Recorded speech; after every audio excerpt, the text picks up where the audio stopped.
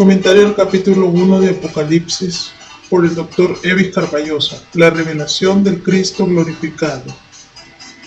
1, versículo 1 al 20. Introducción. El libro del Apocalipsis cierra el canon de las Sagradas Escrituras y culmina la revelación escrita dada por Dios a los hombres. El mensaje del Apocalipsis confirma la certeza del cumplimiento de todas las promesas de Dios.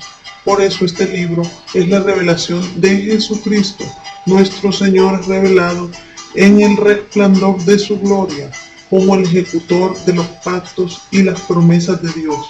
Él es el soberano, el Jehová del Antiguo Testamento, el Rey de Reyes y el Señor de Señores. Esa es la visión majestuosa que el apóstol Juan, autor humano del Apocalipsis, tuvo en el primer capítulo de su libro.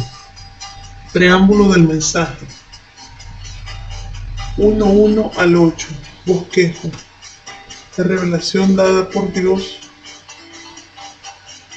la promesa de bendición, la salutación a los lectores originales, la confirmación del cumplimiento de la promesa, resumen, notas exegéticas y comentarios.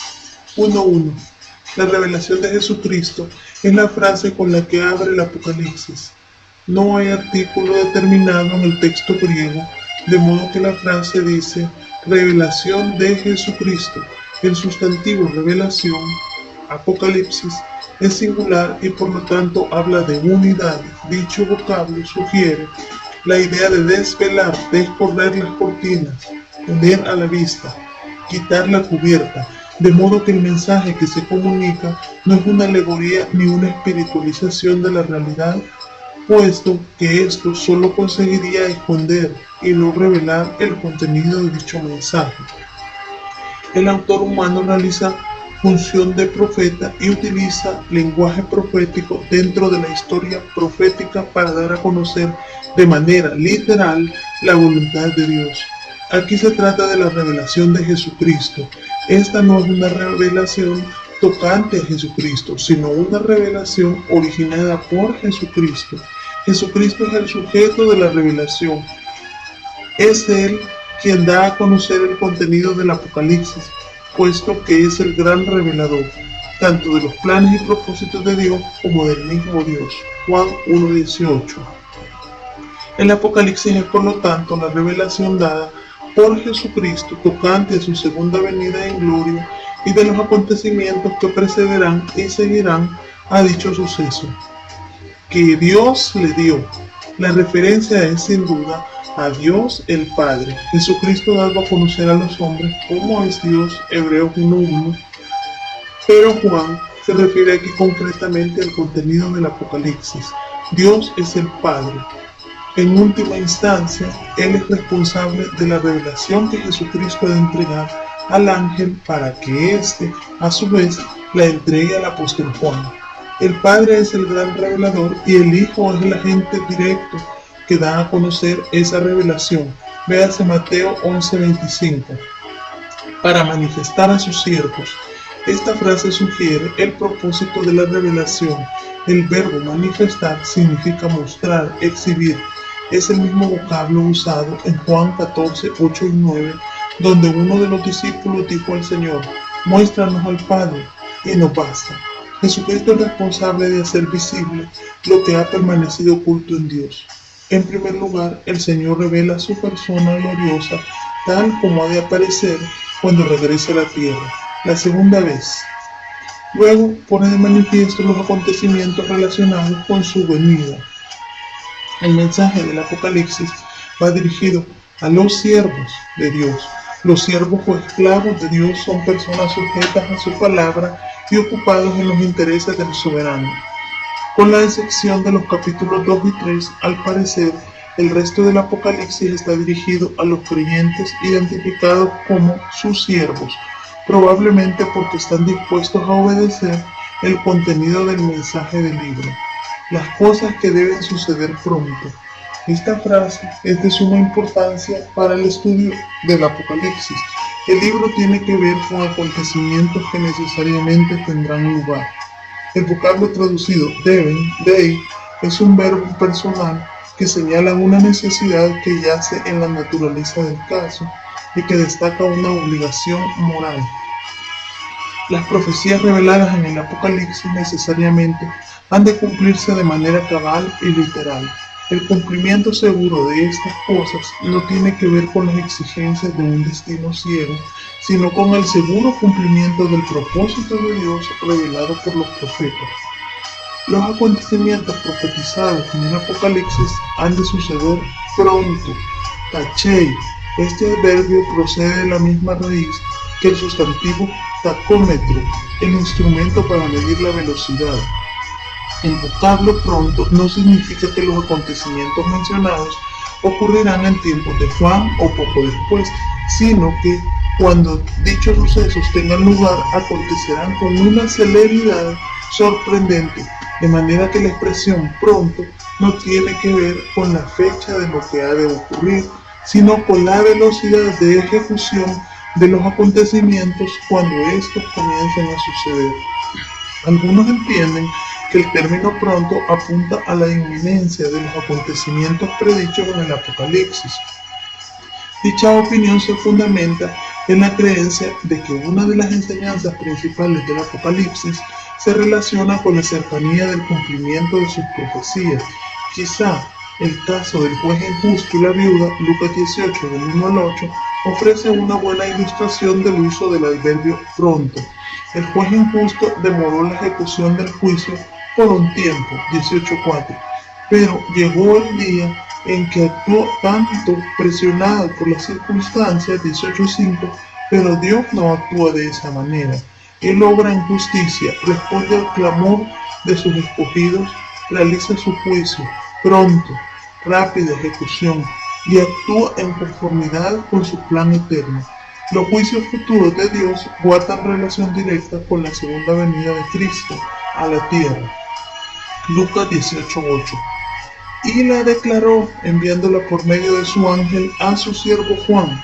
El verbo declaró, seimanem, es el aoristo indicativo, voz activa de seimaino, que significa mostrar algo mediante el uso de alguna señal. En el Evangelio según Juan, los milagros de Jesús se denominan señales, seimeion. Si bien es cierto que el Señor utiliza símbolos para comunicar el mensaje del Apocalipsis al apóstol Juan, no por esto el libro debe interpretarse de manera simbólica o no literal. El Apocalipsis debe interpretarse siguiendo una hermenéutica normal, gramatical, histórica, ambiental, tomando en cuenta el uso del lenguaje figurado, pero dando a cada figura el significado generalmente aceptado dentro de la cultura y el ambiente literario del libro. Las señales usadas en el Apocalipsis no solo se circunscriben al ámbito de símbolos, sino que también hay expresiones y acontecimientos que tienen la finalidad no solo de declarar, sino además de aclarar el contenido de lo que desea comunicar. El propósito divino de que el lector comprenda el mensaje del Apocalipsis solo se consigue mediante el empleo del método de interpretación conocido como histórico-gramatical, cultural, normal, contextual. La utilización de cualquier otro método impediría que se consiguiera entender de manera adecuada el propósito y el mensaje del libro. Por medio de su ángel, Diato Angelo Autou. El ministerio de los ángeles es sobresaliente en el libro del Apocalipsis. Debe recordarse que los ángeles también tuvieron un ministerio muy activo en el Antiguo Testamento, en los Evangelios y en el libro de Hechos. El escritor de la epístola a los Hebreos dice de los ángeles: no son todos espíritus ministradores enviados para servicio a favor de los que serán herederos de la salvación. Hebreos 1:14. Los ángeles realizan una labor importante en los juicios providenciales descritos en el Apocalipsis, particularmente con relación a la nación de Israel. A su siervo Juan. El vocablo siervo, doulos, significa alguien que voluntariamente se somete a la autoridad de otro. Dicha expresión aparece antes en este versículo y probablemente se refiere a los apóstoles y profetas del Nuevo Testamento.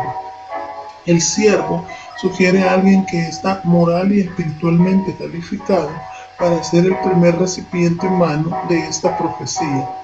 1.2.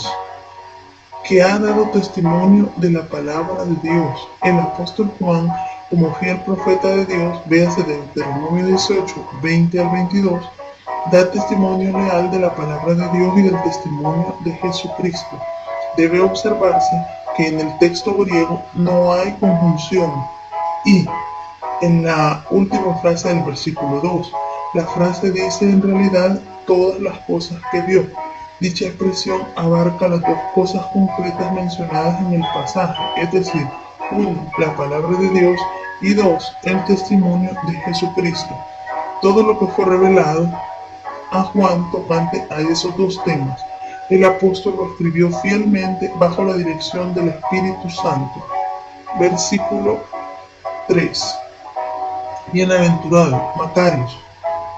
Es el mismo vocablo que aparece repetidas veces en el Sermón del Monte, Mateo 5, y que se usa aquí para expresar una promesa de bendición. Dicho término aparece otras 6 veces en el Apocalipsis, véase 14:13, 16:15, 19:9, 26, 22:7 y 14. La bendición o bienaventuranza es doble. 1. El que lee se refiere a la lectura pública en voz alta. Y 2. Los que oyen se refiere al auditorio o congregación que escucha la lectura, pero el leer y el oír no son suficientes. La prueba radica en guardar todas las cosas en ella escritas. El texto sugiere la existencia de un solo grupo que oye y guarda el mensaje que escucha. Las palabras de esta profecía se refiere a la palabra canónica escrita por el hombre de Dios autorizado para escribir bajo la dirección del Espíritu Santo. Nótese que Juan designa la naturaleza de lo que escribe como profecía. Además, debe recordarse que la literatura apocalíptica no es solo profética, sino también escatológica. Es decir, su temática principal concierne a las cosas que han de ocurrir en los postreros tiempos. Las cosas en ella escritas. Esta frase destaca la autoridad permanente de la palabra de Dios. Las cosas escritas. Ta, hegran, mena. Es el participio pasivo tiempo perfecto del verbo grafo, que significa escribir. El tiempo perfecto sugiere la permanencia y la autoridad del documento. La palabra de Dios que vive y permanece para siempre. 1 de Pedro 1:23. Porque el tiempo está cerca. El término porque, gar, es explicativo e introduce la razón de la bienaventuranza. El tiempo, ho kairos, se refiere a una medida definida y concreta de tiempo. Tiene que ver con un periodo de tiempo con sus características peculiares como primavera o verano. La referencia aquí es, sin duda, al hecho de que el tiempo del fin está cerca. El día en que Dios intervendrá judicialmente en los asuntos del hombre para poner fin a la historia tal como la conocemos ahora y establecer su reino glorioso de paz y justicia. Versículo 4. Él, Juan, que se dirige a las 7 iglesias que están en Asia, no pudo ser otro que el apóstol Juan, el hijo de Zebedeo y hermano de Jacobo. El apóstol Juan era sobradamente conocido entre las iglesias del Asia Menor y en especial en Éfeso, puesto que allí ministró la palabra por varios años. La historia de los primeros siglos de la iglesia atestigua a favor del ministerio amplio de Juan en el Asia Menor. Gracia y paz a vosotros. Juan utiliza el saludo acostumbrado por los cristianos de su tiempo. Ese saludo fue usado por Pablo en casi todas sus cartas y por Pedro en sus 2 epístolas. Probablemente se corresponde con el Gesed y el Shalom, gracia y paz, de los hebreos. Esos 2 vocablos expresan el deseo del autor de que sus lectores reciban la abundancia del favor de Dios. Gracia es el favor de Dios derramado sobre los pecadores que merecen exactamente lo contrario. Paz es el resultado de la nueva relación del pecador que ha sido reconciliado con Dios mediante la fe en Jesucristo. Romanos 5:1. La gracia y la paz deseadas por el apóstol Juan a sus lectores tienen una procedencia apó de trinitaria. Los apóstoles creían en la Trinidad de Dios, es decir, en un solo Dios que existen tres personas. Jesucristo dijo: yo y el Padre, uno somos. Juan 10:30. El texto griego apoya la traducción: yo y el Padre, una cosa somos. La referencia, sin duda, es al hecho de que el Padre y el Hijo son de la misma sustancia o esencia. El saludo de Juan, en primer lugar, procede del Padre, 1:4b, descrito como el que es y que era y que ha de venir. La descripción se corresponde con lo que el Antiguo Testamento enseña tocante a Jehová, es decir, el autoexistente, inmutable Dios, guardador del pacto, Éxodo 3:14 y 6:3. Debe observarse la expresión y que ha de venir, kai o erchomenos. El autor usa el participio presente voz media de erchomai, que literalmente significa y el que viene o y el que está viniendo. El uso del presente con idea de futuro da a la frase una fuerza de inminencia. Es como si se dijera: aquel que está en camino puede llegar en cualquier momento. En segundo lugar, el saludo también procede del Espíritu Santo. La expresión "y de los 7 espíritus que están delante de su trono" no parece referirse a seres angelicales como proponen algunos comentaristas. Los ángeles no son dispensadores de gracia y paz. Además, parecería extraño que Juan colocara una bendición procedente de 7 ángeles entre el Padre y el Hijo. Lo más normal es que la expresión "los 7 espíritus" sea una referencia al Espíritu Santo en la perfección de sus diversas actividades. Isaías 11:2. En su capacidad de llenar plenamente las necesidades de las 7 iglesias, pero más probable aún es el hecho de que Juan usa la imagen literaria de Zacarías 4 del 1 al 10. El profeta Zacarías 4 del 2 al 10, al igual que el apóstol Juan, presenta un cuadro estupendo de la actividad del Espíritu Santo en el mundo. Las 7 lámparas de Zacarías 4:2, al igual que los 7 espíritus de Apocalipsis 1:4, representan al Espíritu Santo en su plenitud, obrando en el mundo en anticipación de una intervención soberana de Dios, que están delante de su trono. Parece ser que el Espíritu Santo ocupa una posición administrativa en una capacidad judicial. En el Apocalipsis, el Espíritu Santo se revela como el Espíritu de juicio. Versículo 5. Por último, el saludo apostólico procede también del Señor Jesucristo. Obsérvese que Juan sitúa la referencia al Señor Jesucristo en último lugar. La igualdad esencial de las personas de la Trinidad permite que el orden de referencia se cambie sin incurrir en ningún error teológico. El orden se cambia para permitir dar cierto énfasis a la segunda persona de la Trinidad, que, de otra manera, tendría que ser interrumpida. La persona de Cristo recibe una triple exaltación. En el 1:5a. 1. Como profeta, Él es el testigo fiel. Esta frase contempla el ministerio de Cristo cuando estuvo en la tierra. Véase Juan 7:7, 18:37, 1 Timoteo 6:13.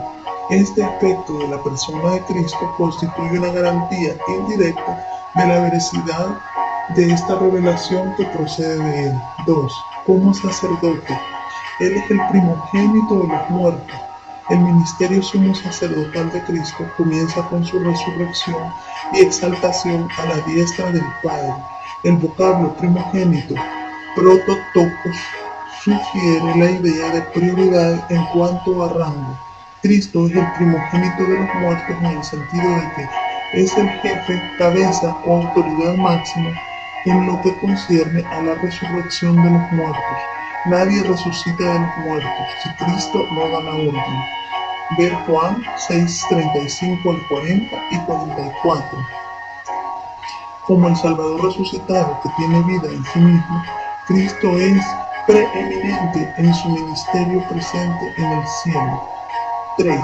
Como Rey Mesías. Él es soberano de los reyes de la tierra. La expresión el soberano, Joachón, significa el gobernador, el regidor.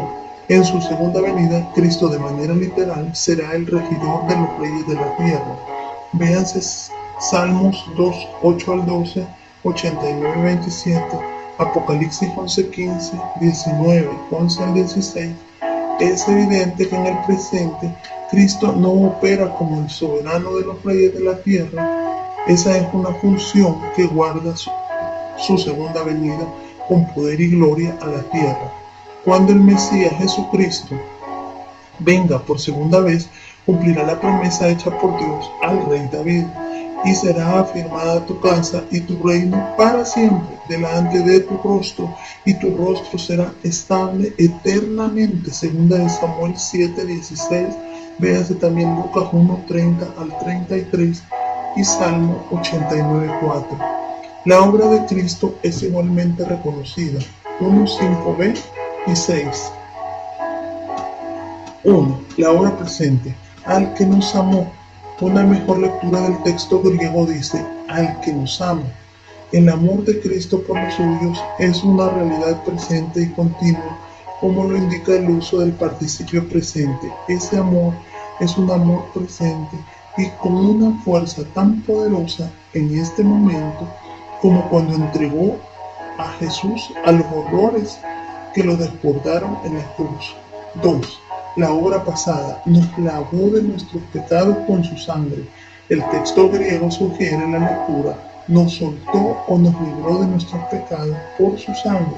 Esta frase contempla el acontecimiento de la cruz, la sangre derramada por Cristo en la cruz. Su sacrificio expiatorio y sustitutivo fue el instrumento divino que ha obtenido la liberación del pecador que ha puesto su fe en Cristo. Véase Romanos 3, 24 al 26 y Isaías 53, 5.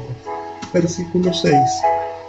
La obra de Cristo ha producido un resultado permanente en beneficio de los redimidos.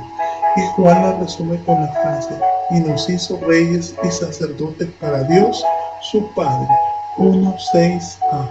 Literalmente en el texto griego dice, y nos hizo un reino sacerdote para Dios su Padre.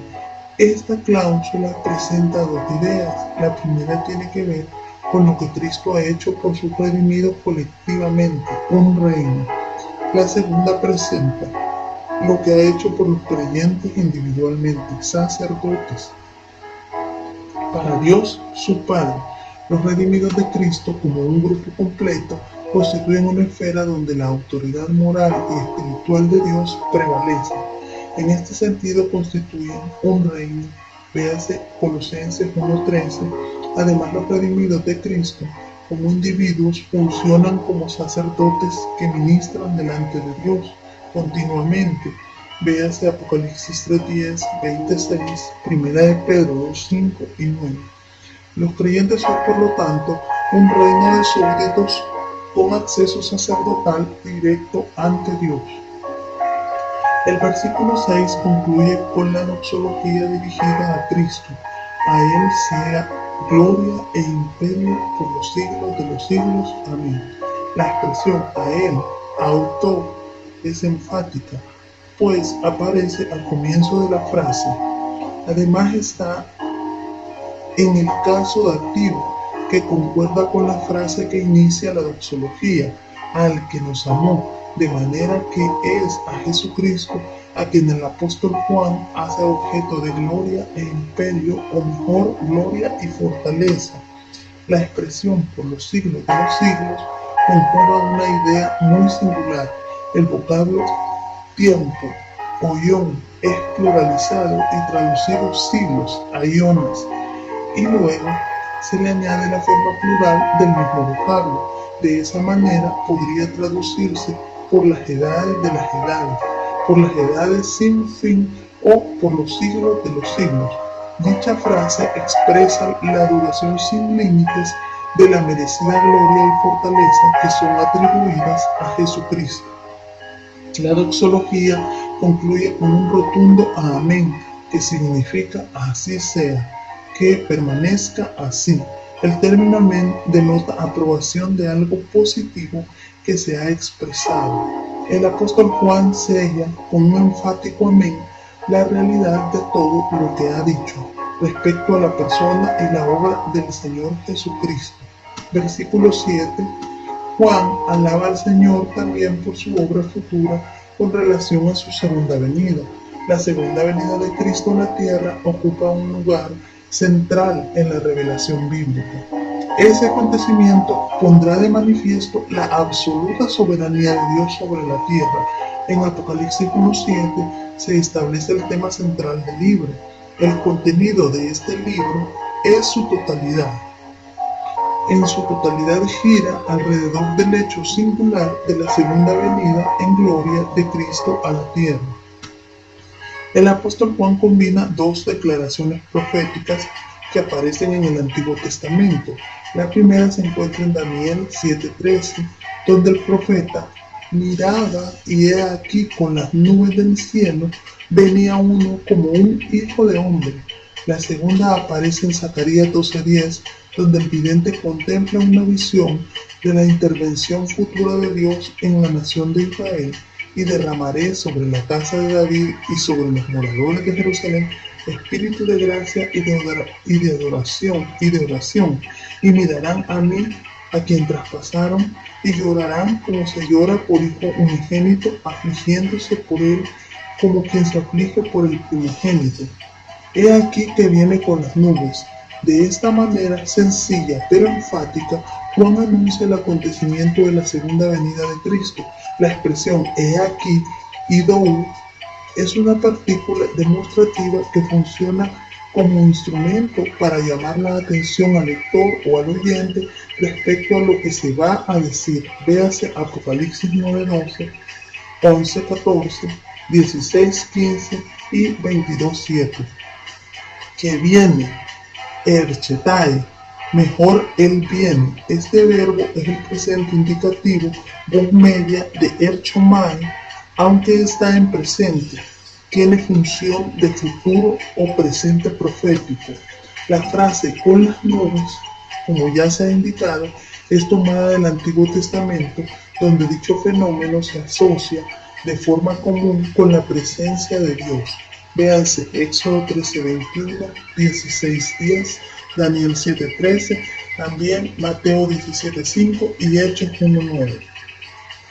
Pudiera ser que las mencionadas nubes no sean las comunes que aparecen en el firmamento cada día, sino más bien nubes sobrenaturales asociadas con la inmediata presencia de Dios, como la que aparece en Éxodo 13:21 y 22. De cualquier manera, la venida de Cristo se anuncia en los Evangelios y en el Apocalipsis como cumplimiento de la profecía veterotestamentaria y en consonancia con la promesa hecha por el mismo Señor Jesucristo. Véase Mateo 24:30, 26:64, Marcos 13:26, 14:62 y Lucas 21:27. La venida en gloria de Cristo, según Mateo 24:29, tendrá lugar inmediatamente después de la tribulación de aquellos días. Dicho acontecimiento será precedido por un periodo de juicio que afectará a toda la humanidad. Véase Mateo 1 al 28. La verdad fundamental del texto es insoslayable. Él viene con las nubes, es decir, con majestad y gloria. Él viene de un modo diferente de como vino la primera vez.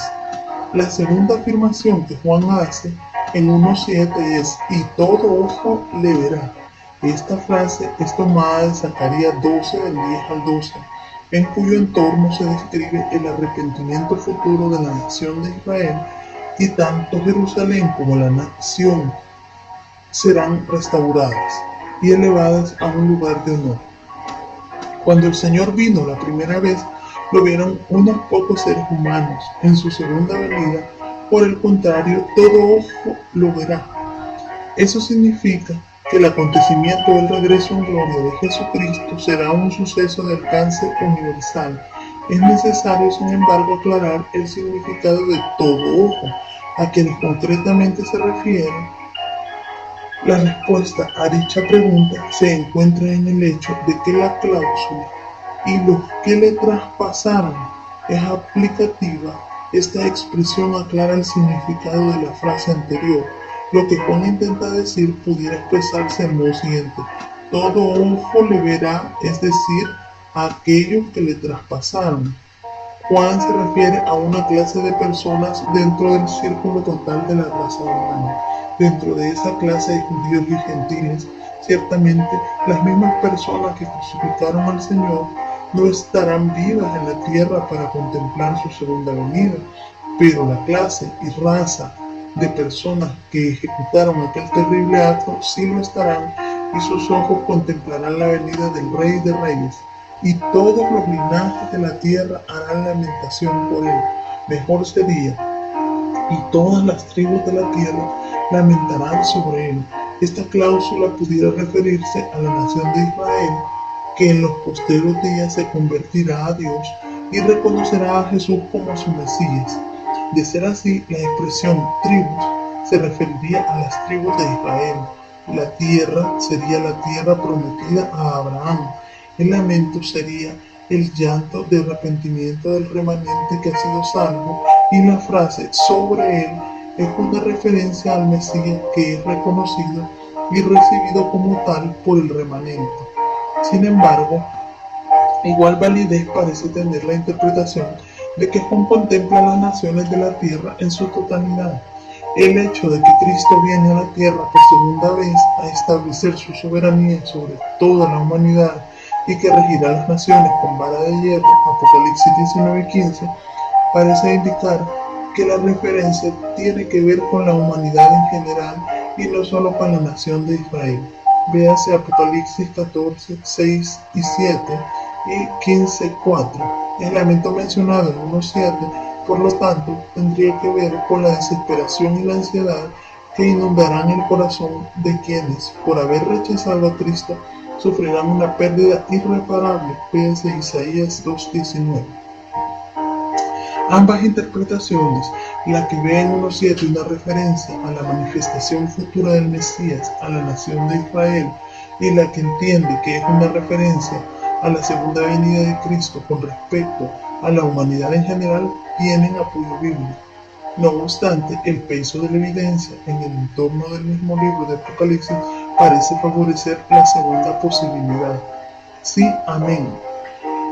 El vocablo griego nai, sí, se usa para indicar asentimiento o ratificación de algo, con lo que se está plenamente de acuerdo. Amén. Es un término que tiene un origen hebreo y que significa así sea o lo apruebo en mi corazón. De modo que la combinación de ambos vocablos otorga un énfasis especial a la declaración del versículo 7. Versículo 8. El versículo 8 constituye el testimonio solemne y el sello inalterable de lo que se ha expresado antes. Yo soy el alfa y la omega, principio y fin, dice el Señor. Algunos entienden que el sujeto en el versículo 8 es Dios Padre, pero el ambiente del libro del Apocalipsis en general y del capítulo 1 en particular dan a entender que la referencia es a la persona de Jesucristo. Cristo es el centro de atención tanto del capítulo 1 como de todo el libro de Apocalipsis. Alfa es la primera letra del alfabeto griego y Omega es la última. El comentarista Henry Barclay Sweet afirma lo siguiente: el libro Apocalipsis, dirigido a lectores griegos, usa la primera y la última letra del alfabeto griego, pero sin duda hay una referencia al uso judío de Aleph Tau. Los símbolos Aleph Tau incluyen las letras intermedias y representan la totalidad del alfabeto, y muy correctamente representaban la Shekinah. La frase se considera no solo como una expresión de eternidad, sino también de infinitud, la vida sin límite, que lo abarca todo y al mismo tiempo lo trasciende todo. Tanto el Padre como el Hijo pueden decir: yo soy el alfa y la omega, principio y fin. Ambos son coiguales, consubstanciales y coeternos. Ambos poseen los mismos atributos y la misma gloria. No obstante, la expresión yo soy, ego eimi, la usó el Señor Jesucristo en el Evangelio según San Juan para referirse a sí mismo. Véase Juan 6:35, 8:12, 10:9 y 11, 11:25, 14:6 y 15:1. Dice el Señor. La lectura en el texto griego es, dice el Señor Dios. Esta expresión destaca la soberanía de Dios, tal como lo atestigua la frase que sigue, el que es y que era y que ha de venir, el Todopoderoso. El que es y que era y que ha de venir es el Señor Dios, el soberano, aquel que se autodenomina el Todopoderoso, Pantocrator, es decir, el que tiene en sus manos todas las cosas. En Apocalipsis 1:8 se resume la enseñanza y el gran tema del libro. ¿Cómo se propone Dios establecer su autoridad sobre la tierra? La autoridad divina se establecerá dentro del tiempo, la historia y en medio de los hombres, cuando el Señor Jesucristo venga con poder y gloria para tomar su reino mesiánico e implantar su paz y su justicia en este mundo. Él lo hará porque es el Señor Dios, el Eterno, el Soberano, el Todopoderoso. Nadie podrá resistir su poder ni su autoridad, y su reino será por los siglos de los siglos. Resumen. Los 8 primeros versículos del capítulo 1 de Apocalipsis presentan el tema central de todo lo que sigue. El Apocalipsis es la revelación de la persona gloriosa de Jesucristo. El libro es una profecía revelada en lenguaje apocalíptico de carácter escatológico. El contenido debe leerse en voz alta para que los creyentes lo escuchen, ser explicado para que lo entiendan y ser obedecido para que reciban las bendiciones prometidas por Dios. Las 3 personas de la Trinidad están implicadas en todo lo que acontece a través del Apocalipsis, pero hay un énfasis notable en la persona del Señor Jesucristo porque el libro concierne a su revelación en gloria. Este párrafo concluye con una afirmación contundente de la realidad de la segunda venida de Cristo y declara que será un acontecimiento 1. Literal, 2. Visible, 3. Universal, 4. Judicial y 5. Glorioso. Por último, hay un solemne reconocimiento de la eternidad, la soberanía, la autoexistencia y la autosuficiencia de Cristo. Los atributos reconocidos en Cristo son los mismos que posee Dios Padre. Por lo tanto, Jesucristo es reconocido como el Dios Todopoderoso. Él tiene en sus manos todas las cosas, sostiene y controla su creación como Dios soberano de ella. La visión del Cristo glorificado, omnipotente y juez universal, capítulo 1, versículos 9 al 20. 1. La explicación dada por Juan, versículos 9 al 11. 2. La revelación del Cristo glorificado, versículos 12 al 16. 3. La interpretación de la visión, versículos 17 al 20. En los versículos del 1 al 8 del capítulo 1, Juan ha escrito tocante a la naturaleza del Apocalipsis.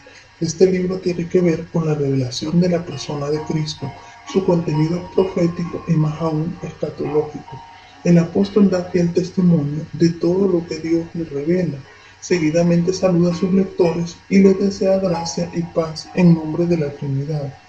Al final, Juan se concentra en la persona de Cristo. Después de todo, él es el tema central del libro. En la segunda parte del capítulo, Juan recibe la visión del Cristo glorificado. El apóstol explica cuándo, dónde y cómo recibió la revelación. Versículos 9 al 11. Luego describe las características del Cristo glorificado. Versículos 12 al 16. Y por último, con la ayuda del mismo Señor, Juan escribe el significado de la visión que ha tenido. Versículos 17 al 20. Obsérvese que, como es característico en la literatura apocalíptica, el escritor humano no tiene que especular con la interpretación de la visión, no necesita ni espiritualizar ni alegorizar el significado de lo que ha visto. Hay un intérprete celestial, en este caso el mismo Señor, que le declara qué significan los símbolos que ha visto. El estudiante del Apocalipsis no debe olvidar que aunque el mensaje del libro se comunica mediante el uso de símbolos y visiones, el Apocalipsis no es un libro simbólico ni su contenido se debe espiritualizar. Como se ha expresado en la introducción, el Apocalipsis debe interpretarse por medio del uso de una hermenéutica normal, histórico-gramatical, cultural y ambiental. Además, es importante tomar en cuenta el uso de las figuras de dicción y dar a dichas figuras el significado normal generalmente reconocido y aceptado por la cultura que las usa. Versículo 9. Yo, Juan, vuestro hermano y copartícipe vuestro en la tribulación, en el reino y en la paciencia de Jesucristo. El autor presenta a los lectores sus cartas credenciales. Es evidente que los lectores sabían con toda certeza quién les escribía: hermano y copartícipe. Adelphos, Kai, Synkoinonos. Son dos sustantivos que expresan tanto intimidad como humildad. Dichos vocablos expresan que él estaba unido por lazos de vida espiritual y relación familiar. Por lo tanto, era copartícipe, participante en común con ellos en su tiempo de tribulación. Juan da el testimonio de un testigo responsable cuyas palabras transmiten el peso de la autoridad. Al mismo tiempo se identifica plenamente con sus lectores en la tribulación, en el reino y en la paciencia de Jesucristo. En el texto griego hay un solo artículo determinado, lo que une los tres sustantivos estrechamente. De forma literal dice: en la tribulación reina y paciencia por Jesús. Tribulación, tilipsei, reino, basileia, y paciencia y pulmón están íntimamente ligados y forman la esfera de comunión entre Juan y sus lectores. La tribulación aludida aquí se refiere a los sufrimientos que el cristiano experimenta en el mundo. Léase Juan 16:33. El Hijo de Dios vive en un mundo que es hostil. Tanto el Evangelio como su ética tanto al Evangelio como a su ética, y tienen que enfrentarse a todo tipo de oposición en anticipación a su entrada final en el reino del Mesías. Véase Hechos 14:22 y Romanos 8:17. La referencia aquí no es a la tribulación de Mateo 24:29. La tribulación escatológica que precederá a la venida en gloria del Mesías. La tribulación de los días postreros será el juicio de Dios tanto para la nación de Israel por haber rechazado al Mesías como para el mundo incrédulo que rechaza el evangelio de la gracia de Dios. El creyente, por su parte, ha sido librado de la ira venidera. 1 Tesalonicenses 5:9. Y del juicio futuro. Juan 5:24 y Romanos 8:1. La tribulación futura no será como creen algunos, solamente la intensificación de lo que la Iglesia ha sufrido a través de toda su historia. Cristo mismo afirmó que la tribulación de los postreros días será algo sin parangón en la historia de la humanidad. Véanse Mateo 24:21. El reino, Basileia, tiene que ver con el reino del Mesías. Ese reino vendrá en su plenitud cuando Cristo venga por segunda vez. Los reinos del mundo serán suyos. Apocalipsis 11:15. Y él reinará por los siglos de los siglos. Véase Daniel 2:44, 7:14, Apocalipsis 5:10, 20, 1 al 10. El reino, por lo tanto, se refiere al período venidero de bendiciones mesiánicas. Todo creyente anticipa entrar en este reino y disfrutar de sus bendiciones. Los apóstoles estaban conscientes de que durante la era presente los cristianos experimentarían pruebas y tribulaciones, producto del rechazo del evangelio por parte de los incrédulos, pero al mismo tiempo estaban persuadidos de que les aguardaba una amplia y generosa entrada en el reino glorioso del Mesías. Véase el capítulo 1, versículo 11, Hechos 14, 22, 2 de Timoteo 2, 12 a Romanos 8, 18. El tercer sustantivo que usa Juan es paciencia, hipomoné, que significa resistencia o aguante bajo el peso de la prueba. Es una cualidad constantemente conectada con la vida cristiana. El término paciencia connota la esperanza de fe que resulta en resistencia y fortaleza. El orden de los tres, tribulación, reino y paciencia, es instructivo, puesto que el presente es un tiempo de tribulación y el reino un periodo futuro de bendición. Los creyentes deben, entre tanto, ejercer esa clase de resistencia paciente que fue ejemplificada por Jesús. La expresión de Jesucristo en Lesou debe leerse literalmente en Jesús o por medio de Jesús. El Señor Jesús es tanto la esfera como el instrumento que hace posible la coparticipación de Juan con sus lectores. El creyente está en Cristo porque el Espíritu Santo le ha colocado allí y Cristo es quien hace posible la comunión entre los creyentes. Estaba en la isla llamada Patmos. La tribulación era real en la experiencia de Juan. El apóstol había sido exiliado a la isla de Patmos por orden del emperador Domiciano por el año 95 después de Cristo. Patmos es una pequeña isla rocosa de unos 14 kilómetros de largo por cerca de 3.5 kilómetros de ancho y 24 kilómetros de circunferencia, situada justo al sur de la costa de la actual Turquía. En aquellas circunstancias, al parecer negativas, Juan estuvo en íntima comunión con Dios y desde ahí escribió el libro con el que culmina la revelación divina. Desde ahí Juan podía pensar y reflexionar en la condición de las 7 iglesias a las que el libro se dirigió originalmente. Debido a su situación geográfica y a su topografía, el gobierno romano utilizaba la isla de Patmos como un sitio ideal para desterrar a los criminales y obligarlos a trabajar en las minas que allí había.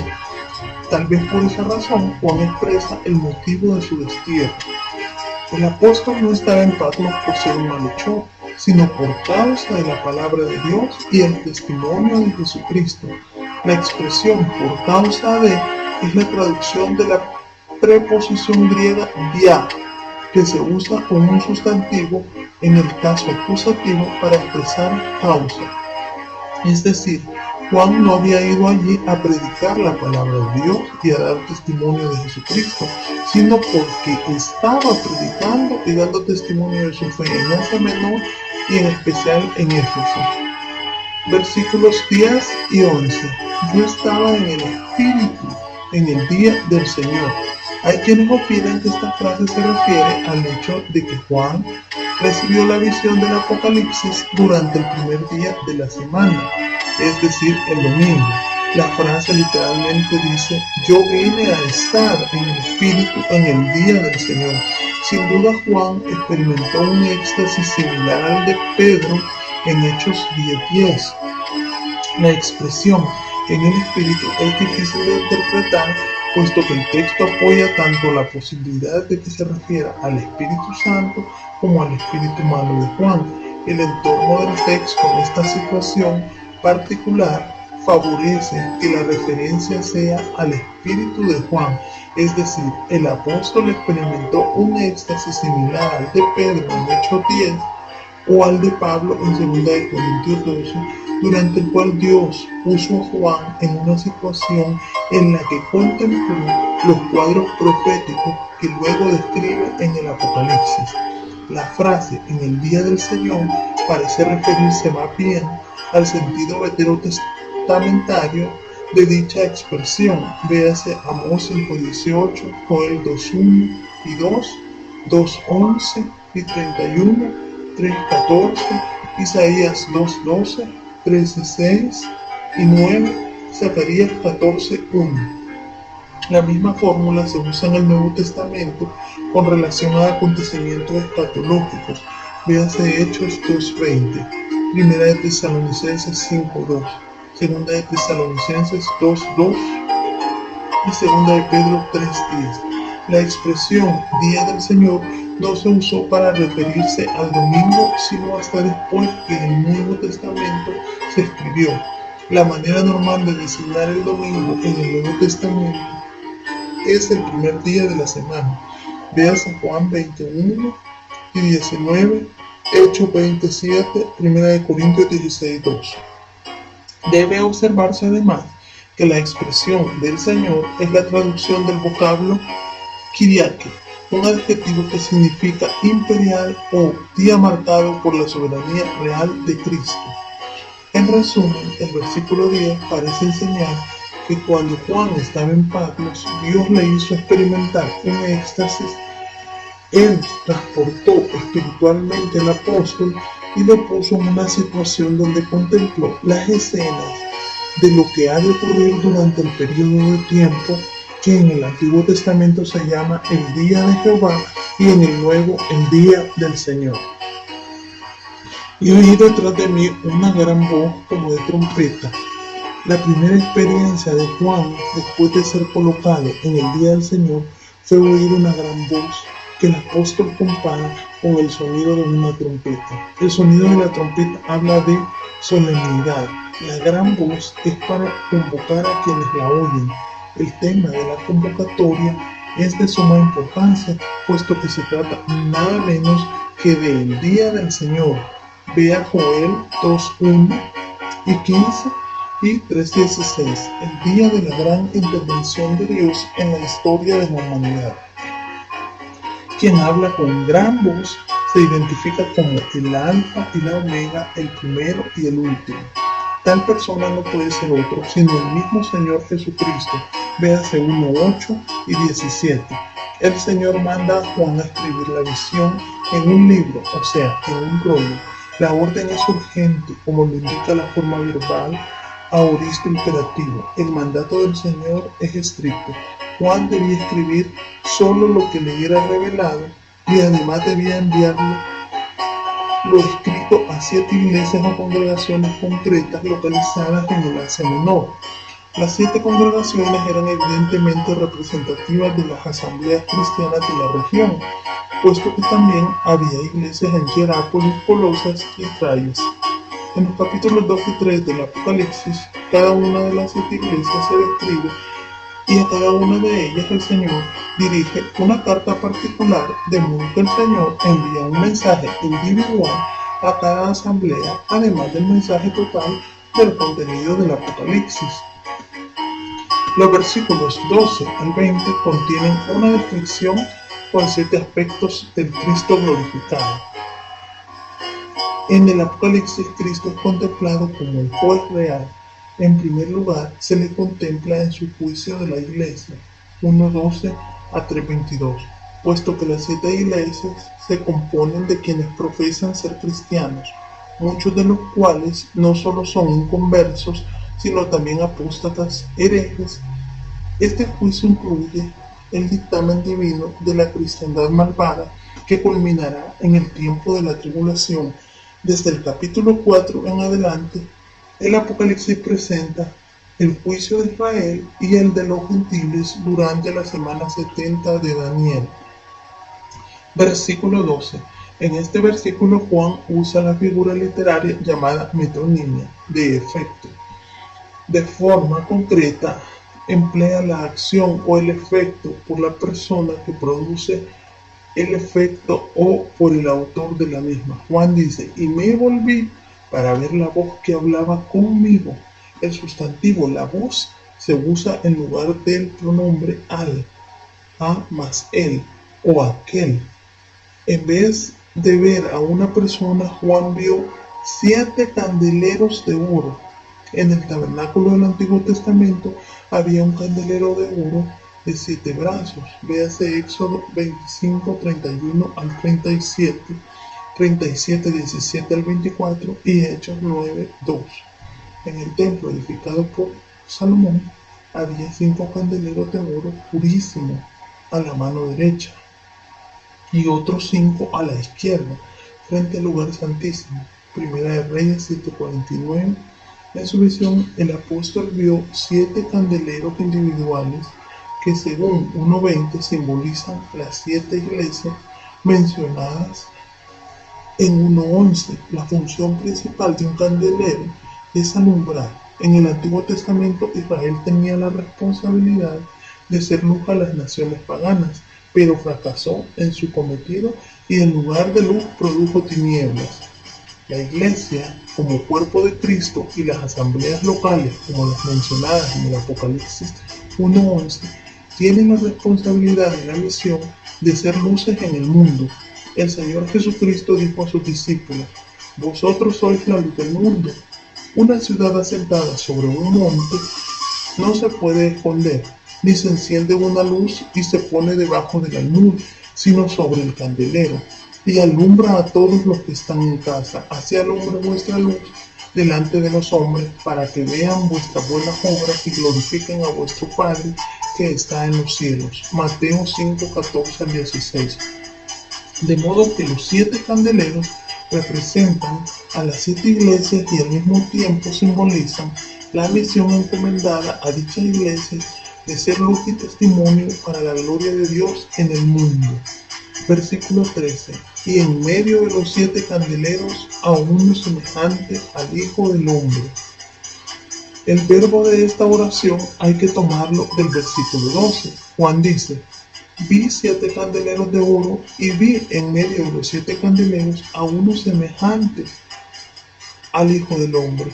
El uso del adjetivo semejante o homoion muestra que la descripción no se limita a la humanidad de Cristo, sino que incluye su exaltación posterior a su resurrección, su gloria y su deidad. Sin duda el apóstol Juan recordaba las palabras de Daniel 7:13, donde el profeta Daniel declara: miraba yo en la visión de la noche, y he aquí con las nubes del cielo venía uno como un hijo de hombre. Véase también Marcos 13:26. El personaje que Daniel vio es el mismo contemplado por Juan. En el texto griego no hay artículo determinado delante de la expresión hijo del hombre. La ausencia del artículo manifiesta que el énfasis es cualitativo. Lo que el apóstol ha de describir es el carácter y los atributos de Cristo, no su cuerpo físico. El perfil que Juan hace de Cristo es más bien ético, espiritual y moral, algo sumamente importante, pues no hay ningún cuadro de Cristo en los evangelios. Cristo tiene todo derecho a juzgar porque Él es el Hijo del Hombre, el representante perfecto de sus semejantes. Véase Hebreos 2:5-9 y Juan 5:25-27. Vestido de una ropa que llegaba hasta los pies y ceñido por el pecho con un cinto de oro. El Señor está vestido con un traje de gala que alcanza hasta sus pies. No está ceñido por la cintura para el servicio, sino más bien está vestido con el traje de sacerdote y de juez. Es el aspecto del sacerdote, no en servicios sacerdotales, sino en carácter judicial. El vestido que alcanza hasta los pies del Señor habla de su dignidad real y de su carácter como sacerdote y juez. Versículo 14. Su cabeza y sus cabellos eran blancos como blanca lana, como nieve. La descripción de la cabeza y los cabellos del Señor se corresponde con las palabras de Daniel 7:9. Los calificativos como blanca lana y como nieve sugieren la deslumbrante pureza de la eterna sabiduría de nuestro Dios. Sus ojos como llama de fuego. La idea de esta frase se relaciona con el carácter escudriñador y penetrante de su santidad, redarguyendo y consumiendo a sus enemigos.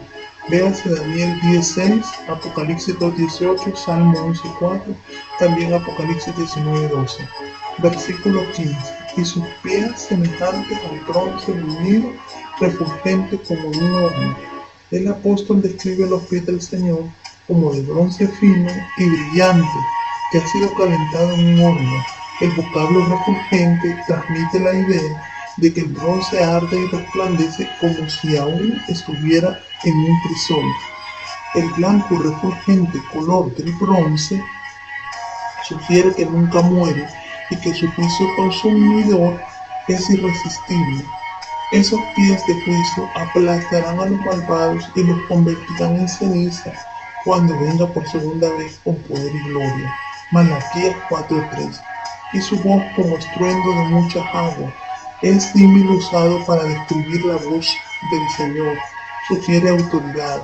Habla de una majestuosidad desbordante que va más allá del poder de control del hombre.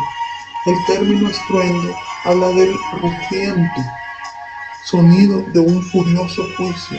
Ver Salmos 93:3 y 4, Ezequiel 43:2 y Amós 1:2. Versículo 16.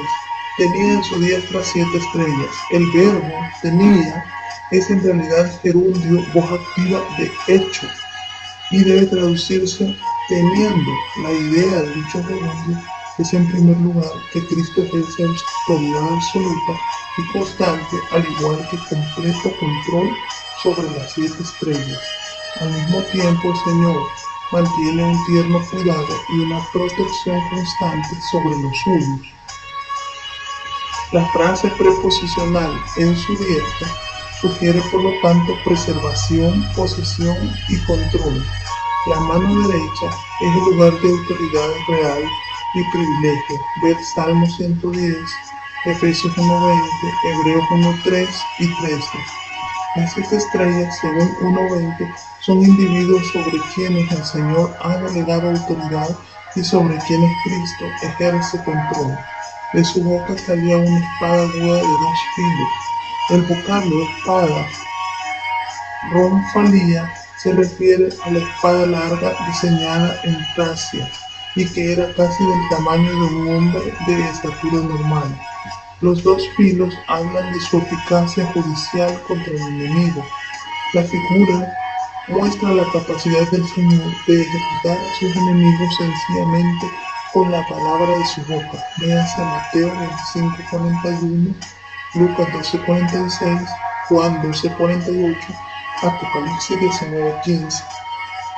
La lección principal resultante de esta parte de la reflexión se centra en la autoridad judicial de Cristo. Combina la fuerza de un guerrero que derrota a sus enemigos en batalla y el pronunciamiento de su veredicto de juicio sobre ellos. Y su rostro era como el sol cuando resplandece en su fuerza. El rostro del Señor aparece ante Juan en su gloria divina en toda su refulgencia. La primera vez que vino, cuando nació en Belén, los hombres lo vieron sin atractivo, para que le deseemos. Isaías 53:2. El rostro de su gloria estaba velado por su humillación.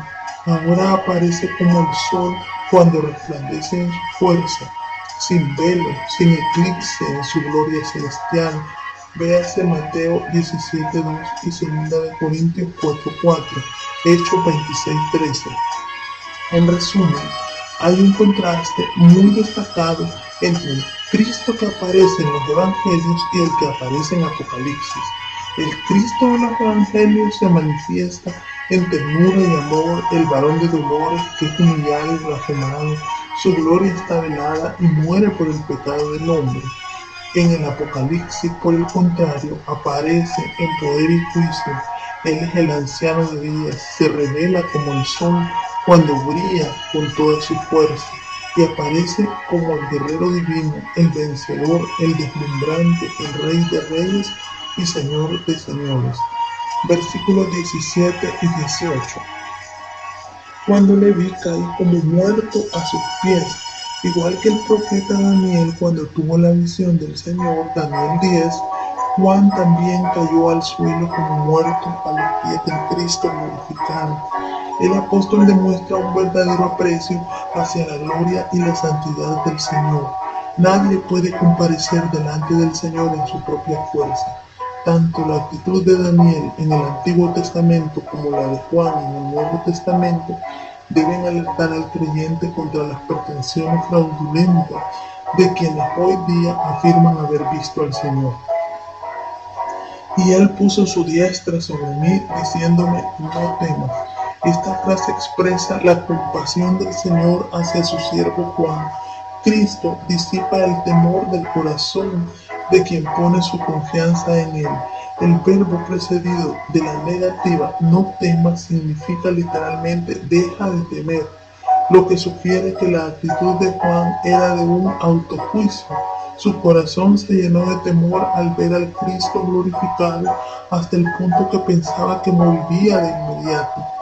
Yo soy el primero y el último. Esa misma frase se usa en el Antiguo Testamento tocante a Jehová. Véase Isaías 41:4, 44:6, 48:12. El temor de Juan desaparece cuando el todopoderoso Dios eterno, primero y último, se manifiesta a él como el Salvador misericordioso, o sea, el que vivo y estuvo muerto, quien en su esencia es el eterno, el que vive para siempre. Obsérvese la expresión y estuvo muerto, cae a genomen necros, que literalmente significa y viene a estar muerto. La muerte del Señor es una realidad histórica. Él murió en un momento concreto de la historia, pero resucitó de entre los muertos y ahora es el que vive por los siglos de los siglos, es decir, eternamente.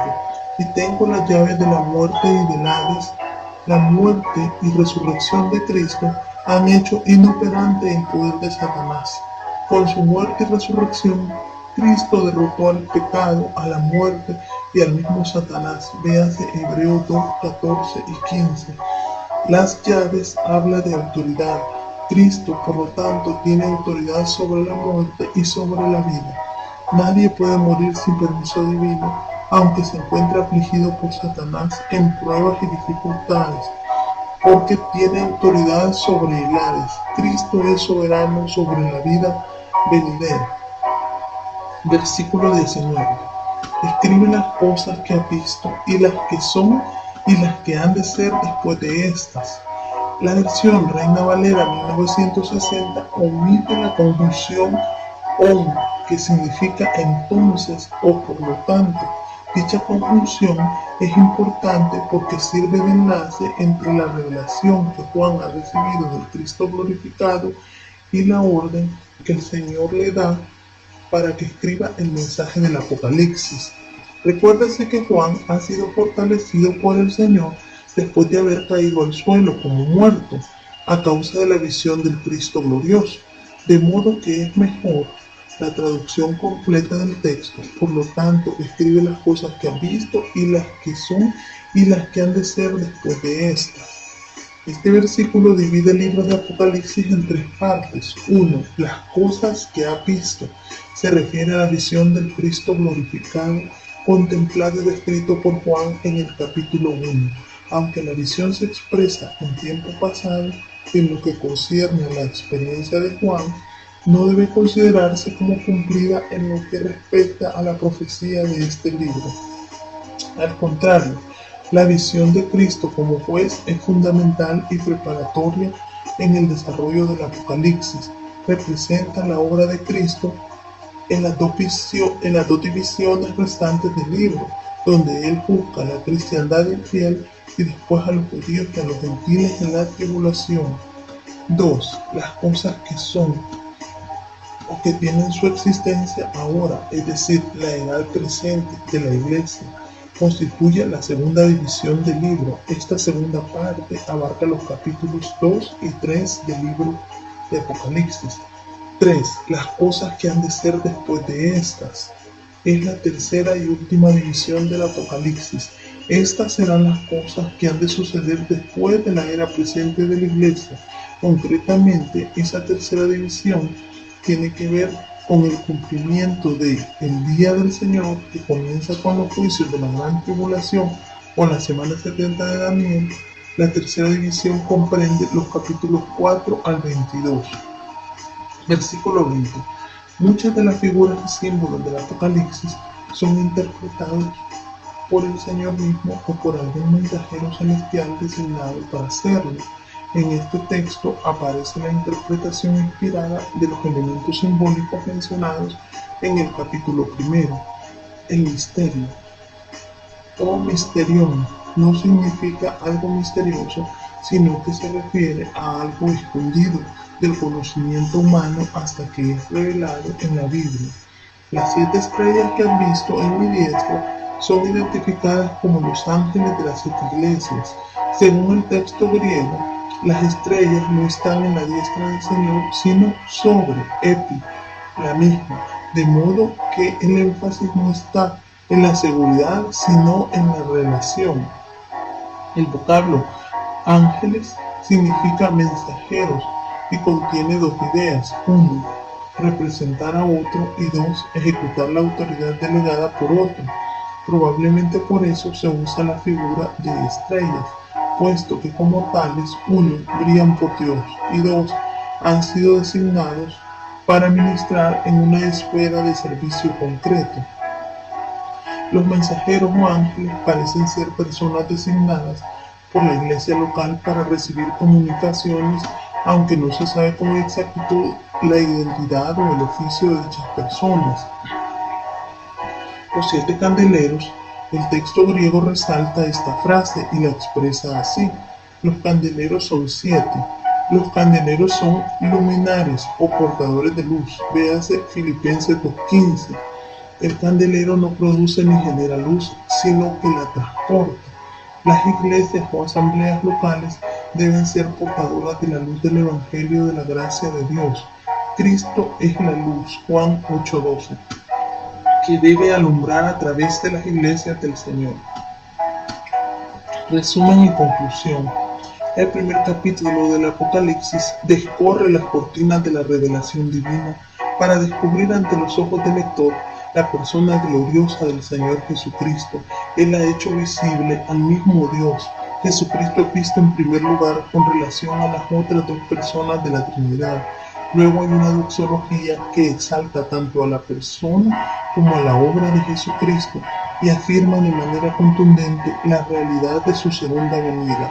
Él es el soberano del universo, el todopoderoso, aquel que tiene control absoluto de todas las cosas. Juan es transportado en espíritu y colocado en una situación donde pudo contemplar los acontecimientos que tendrán lugar en la época conocida como el día de Jehová o día del Señor. El Todopoderoso se manifiesta delante de Juan, lleno de majestad y gloria. Se identifica como uno semejante al Hijo del Hombre, una referencia sin duda al personaje celestial de Daniel 7:13. Juan descubre al Cristo glorificado de la cabeza a los pies. La visión es tan majestuosa e imponente que el apóstol queda deslumbrado y cae al suelo como muerto hasta que es confortado y restaurado por el Señor. El capítulo 1 del Apocalipsis destaca la gloria de Cristo, su majestad y su soberanía. Hay un contraste muy marcado entre el Cristo de los Evangelios y el que aparece en el Apocalipsis. 1. Los Evangelios presentan al Cristo que vino para servir, no para ser servido. Marcos 10:45. El capítulo 1 del Apocalipsis presenta al Cristo digno de toda adoración, al juez del universo delante de quien toda rodilla se doblará.